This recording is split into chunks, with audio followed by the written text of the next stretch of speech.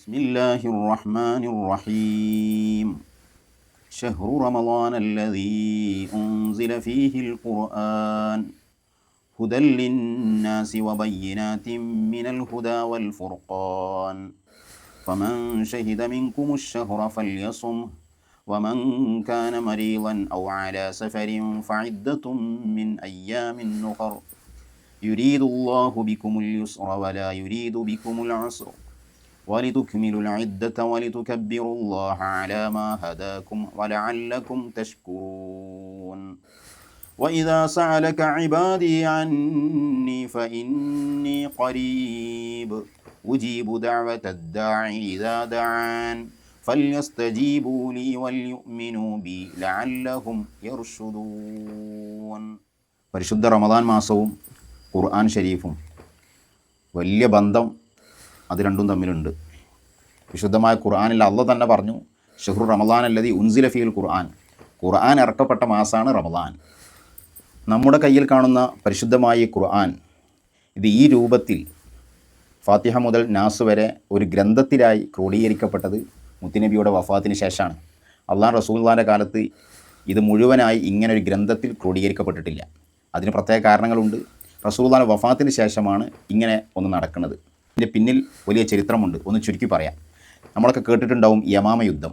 യമാമ യുദ്ധം എന്ന് പറഞ്ഞാൽ ഹിജ്റയുടെ 12-ാം വർഷം, അഥവാ മുത്തുനബി വഫാത്തായി 2-ാമത്തെ കൊല്ലം, കൂടുതൽ സമയമായിട്ടില്ല, ആ സമയത്ത് നടന്ന ഒരു യുദ്ധമാണ്. യമാമ യുദ്ധം ആരുമായിട്ടാണ് നടക്കുന്നത്? മുസൈലിമ എന്ന് പറഞ്ഞ കള്ളപ്രവാചകൻ, ഞാനും നബിയാണെന്ന് വന്ന് രംഗത്ത് വന്ന ആൾ. അയാൾ അള്ളാഹ് റസൂലുള്ളാഹിൻ്റെ അടുത്ത് വന്ന ആളായിരുന്നു, മുത്തുനബിനെ വിശ്വസിച്ചിരുന്നു. പിന്നെ മുർത്തദ്ദായി എന്ന് മാത്രമല്ല, അയാൾ ഞാനും നബിയാണെന്ന് പറഞ്ഞ് രംഗത്ത് വന്നു. ഒരു വലിയ സൈന്യം തന്നെ അയാളെ കൂടി അത് വലിയൊരു ഫസാദായി മാറി. ആ മുസൈലിമയോട് സ്വഹാബത്ത് സുദ്ദീഖ് തങ്ങളുടെ ഖിലാഫത്ത് കാലഘട്ടത്തിൽ നടത്തിയ യുദ്ധമാണ് യമാമ യുദ്ധം. 40,000 സൈന്യം വരുന്നൊരു വലിയ പടയുമായിട്ടാണ് സ്വഹാബത്തിനെ നേരിടാൻ മുസൈലിമ വന്നത്. ഏതായാലും ആ യുദ്ധത്തിൽ സ്വഹാബാക്കൾ ഒരുപാട് ത്യാഗങ്ങൾ സഹിച്ചു. അവസാനം സ്വഹാബത്ത് വിജയം നേടി. മുസൈലിമ കൊല്ലപ്പെട്ടു. മുസൈലിമയെ കൊന്നത് വഹ്ഷ് എന്ന സ്വഹാബിയാണ്. വഹ്ഷ് എന്നവരെ എല്ലാവർക്കും പരിചയം ഉണ്ടാവും. ഉഹദ് യുദ്ധത്തിൽ ആരംഭ റസൂലുള്ളാഹിൻ്റെ അമ്മായ ഹംസത്ത് എന്നവരെ കൊന്ന ആളാണ്. പിന്നീട് മുസ്ലിമായി. പിന്നെ വഹ്ഷ് എന്നവർ പറയുന്നുണ്ട്, ഹംസത്ത് എന്നവരെ കൊന്ന വിഷമം അതെനിക്കൊരു സമാധാനം വന്നത് കള്ളപ്രവാചകനായി മുസൈലിമയെ യമാമയിൽ കൊല്ലാൻ കഴിഞ്ഞതിലൂടെയാണ്. ഏതായാലും ആ യുദ്ധം, ഈ യമാമ യുദ്ധത്തിൽ ധാരാളം സ്വഹാബാക്കൾ ഷഹീദായി. ആ ഷഹീദായ സ്വഹാബാക്കൾ 1000-ലേറെ സ്വഹാബാക്കൾ ഷഹീദായിട്ടുണ്ട്. ആ ഷഹീദായ സ്വഹാബാക്കളിൽ തന്നെ 500ഓളം പ്രത്യേകം ഖുർആനുമായി ബന്ധപ്പെട്ട, ഖുർആൻ ഹിഫ്ളുള്ള ഖുർആനുമായി ബന്ധപ്പെട്ട സ്വഹാബാക്കളായിരുന്നു. അവരിൽ തന്നെ 70 പേര് പ്രത്യേകം ഖുർആൻ നല്ല ഹിഫ്ളുള്ള, പലർക്കും ഖുർആൻ പഠിപ്പിച്ചു കൊടുക്കുന്ന ആ സ്വഹാബാക്കളായിരുന്നു. ഇങ്ങനെയുള്ള ഈ സ്വഹാബാക്കൾ, അപ്പോൾ യമാമ യുദ്ധത്തിൽ മുസൈലിമ വധിക്കപ്പെട്ടു. പക്ഷേ അതോടൊപ്പം ഈ ഭാഗത്ത്, അഥവാ സ്വഹാബാക്കളുടെ ഭാഗത്ത് ദീനിൻ്റെ മേഖലയിൽ ഒരു വലിയ പ്രയാസം ഉണ്ടായി. എന്താ കാര്യം? ഖുർആൻ മനപ്പാടുള്ള ഒരുപാട് സ്വഹാബാക്കൾ മരണപ്പെട്ടു എന്നുള്ളതാണ്. അപ്പോൾ അന്ന് ഖുർആൻ മൊത്തം ഇങ്ങനെ രേഖപ്പെടുത്തി വെച്ചിട്ടില്ലല്ലോ. പിന്നെ ഖുർആൻ മനപ്പാടുള്ള ആളുകളൊക്കെ ഇങ്ങനെ മരണപ്പെട്ടു പോവുക, ഷഹീദാവുക. അപ്പോൾ ഇതൊരു പ്രയാസം. ഈ ഒരു വിഷയം ഉമർ ബിൻ ഖത്താബ് തങ്ങളുടെ ചിന്തയിൽ വല്ലാതെ ഒരു വിഷമായി തോന്നി. അപ്പോൾ ഉമർ ബിൻ ഖത്താബ് തങ്ങൾ ഒരു ദിവസം ഇന്ന ഉമർ അത്താനി, സുദ്ദീഖ് തങ്ങളുടെ അടുത്തേക്ക് ഉമർ എന്നവർ വന്നു. എന്നിട്ട് ബഹുമാനപ്പെട്ട ഉമർ എന്നവർ പറയുന്നുണ്ട്, ഇന്നൽ ഖതില ഖദിസ്തഹറ യൗമൽ യമാമ. യമാമ യുദ്ധം അത് ചൂട് പിടിച്ചു. അതിൽ ഒരുപാട് ആളുകൾ നമ്മുടെ ഭാഗത്തുനിന്ന് വധിക്കപ്പെട്ടു. അതുകൊണ്ട് തന്നെ ഒരുപാട് ഹാഫിളീങ്ങൾ അതിൽ പോയല്ലോ സുദ്ദീഖോരെ.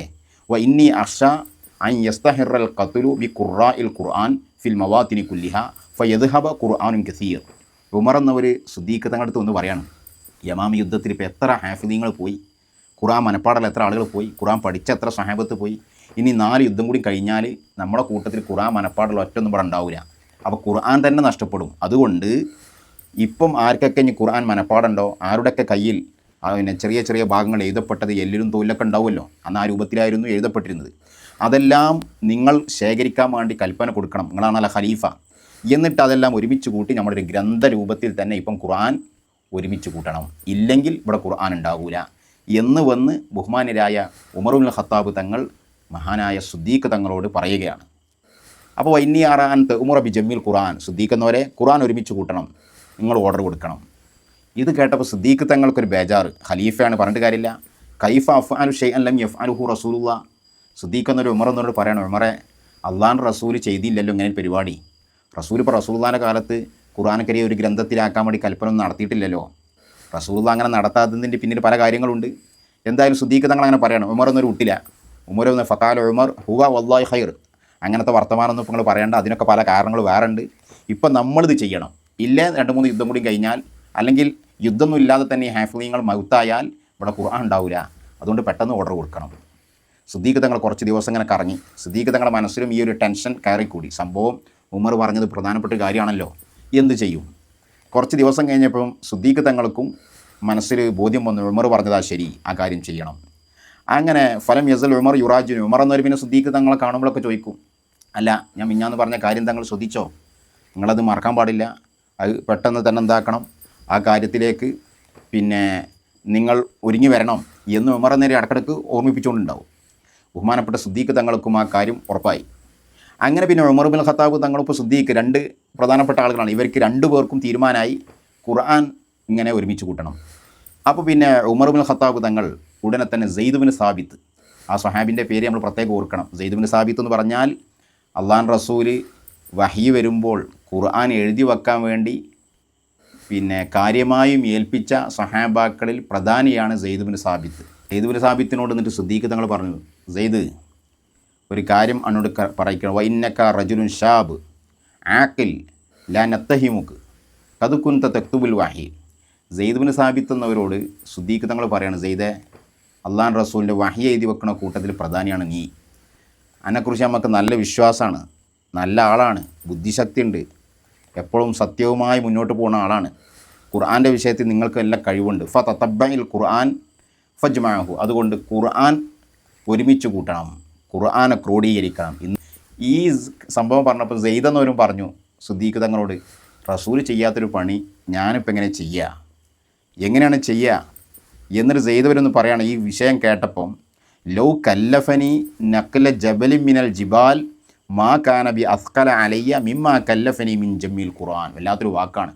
സെയ്ദ് എന്നവർ പറയാണ്, ആ കാണുന്ന പർവ്വതം അത് അവിടുന്ന് ഇങ്ങോട്ട് എടുത്തിട്ട് അങ്ങോട്ടോടേക്ക് മാറ്റി വെക്കണം എന്ന് പറഞ്ഞാൽ അതെനിക്ക് എളുപ്പമാകും ഇതിനേക്കാൾ ഖുർആൻ ക്രോഡീകരിക്കുക എന്ന് പറഞ്ഞ വിഷയത്തിനേക്കാൾ.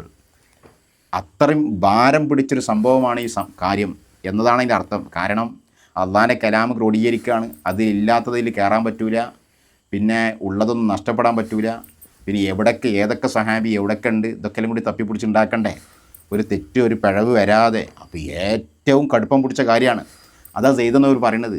ഒരു പർവ്വതം കണ്ട് മാറ്റി വെക്കാൻ എന്നോട് സിദ്ദീഖെന്നവർ പറയുകയാണെങ്കിൽ എനിക്കത്ര ഭാരമായി തോന്നൂല, അതിനേക്കാൾ വലുതാണ്. ഞാൻ പറഞ്ഞു റസൂൽ ചെയ്യാത്തൊരു പണിയല്ലേ സിദ്ദീഖെന്നവരെ ഉമർ എന്നവരെ, ഇതിപ്പോൾ ഞാനെങ്ങനെ ചെയ്യുക? ഉടനെ തന്നെ രണ്ടാളും പറഞ്ഞു, അതൊക്കെ വേറെ പറയാം, ഇത് ചെയ്തിരിക്കണം, ഉറപ്പാണല്ലോ, അല്ലെങ്കിൽ ഖുർആൻ ഉണ്ടാവില്ലല്ലോ. സെയ്ദ് ബിൻ സാബിത്ത് എന്നവരും കുറച്ച് ദിവസമൊക്കെ 2-3 ദിവസമൊക്കെ ഒന്ന് കറങ്ങി. പിന്നെ ബഹുമാനപ്പെട്ടവർക്കും ബോധ്യമായി അത് ഹൈറാണ്. അങ്ങനെ അവരും ആ കാര്യത്തിന് ഒരുങ്ങി. പിന്നെ ഖുർആൻ ക്രോഡീകരിക്കുകയാണ്. ഉടനെ തന്നെ സിദ്ദീഖ് തങ്ങൾ അവിടെ വിളംബരം നടത്തി. ആരൊക്കെ പക്കൽ ഖുർആൻ ഉണ്ടോ, ഒരായത്താണെങ്കിൽ ഒരായത്ത്, അരായത്താണെങ്കിൽ അരായത്ത്, അതെല്ലാം കൊണ്ടുവരണം. സെയ്ദ് എന്നവരെ ഏൽപ്പിക്കണം, ഉമർ എന്നവരെ ഏൽപ്പിക്കണം. അവരെ 2 പേരെയും ഞാൻ ആ കാര്യം ഏൽപ്പിച്ചിട്ടുണ്ട്. സ്വഹാബാക്കളൊക്കെ ഈ വിളംബരം കേട്ട് അവനവൻ്റെ കയ്യിലുള്ള ഖുർആനുമായി മദീന പള്ളിയിലേക്ക് വന്നു എന്നാണ്. അപ്പം അന്ന് അവരുടെ കയ്യിൽ കാണാപ്പാടുള്ള ആൾക്കാർ കാണാപ്പാടം വന്നിട്ട് ഓതി കൊടുക്കും.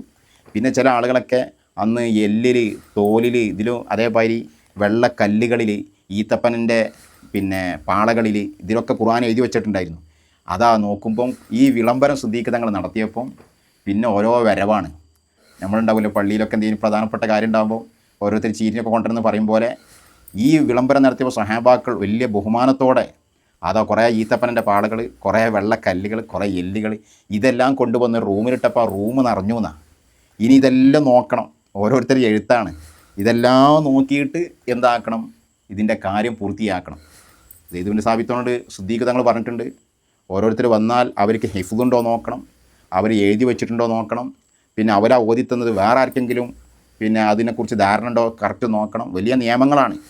ഇതെല്ലാം വെച്ചു ചുരുക്കി പറയാ, ഒരുപാട് ദിവസങ്ങളുടെ കഠിനാധ്വാനം ചെയ്ത് ഇന്ന് നമ്മൾ ഈ കാണുന്നത് പോലെ പരിശുദ്ധ ഫാത്തിഹ മുതൽ സൂറത്തു നാസ് വരെയുള്ള പരിശുദ്ധമായ ഖുർആനിൻ്റെ ഓരോ ആയത്തുകളും ഒരു ഗ്രന്ഥത്തിലാക്കി ബഹുമാനപ്പെട്ട സിദ്ദീഖ് തങ്ങളുടെ മേൽനോട്ടത്തിലായി സെയ്ദ് ബിൻ സാബിത്ത് എന്നവർ ഉമർ എന്നവരൊക്കെ കൂടി അങ്ങനെ ആ കാര്യം പൂർത്തിയാക്കുകയാണ്.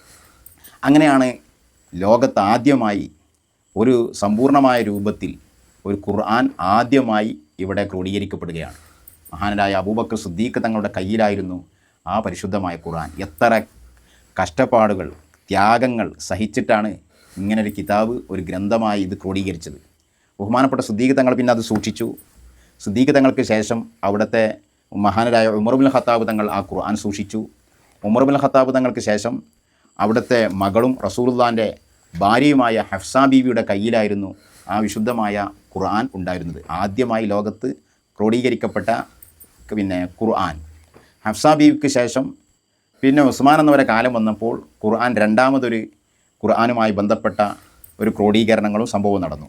അതിനെക്കുറിച്ച് നമ്മൾ വിശദമായിട്ട് പിന്നെ പറയും. അപ്പോൾ ഇതിൻ്റെ ഒരു ചുരുക്ക രൂപം ഇങ്ങനെയാണ്. ഇത് നമ്മൾ മനസ്സിലാക്കണം. ഒരുപാട് ത്യാഗങ്ങൾ, കഷ്ടപ്പാടുകൾ, സ്വഹാബാക്കൾ ധാരാളം അധ്വാനിച്ച് വിഷമിച്ചുകൊണ്ടാണ് ഈ പരിശുദ്ധമായ കലാമ് നമ്മളെ കയ്യിൽ കാണുന്ന ഈ രൂപത്തിൽ നമ്മളെ കയ്യിലെത്തിയത്.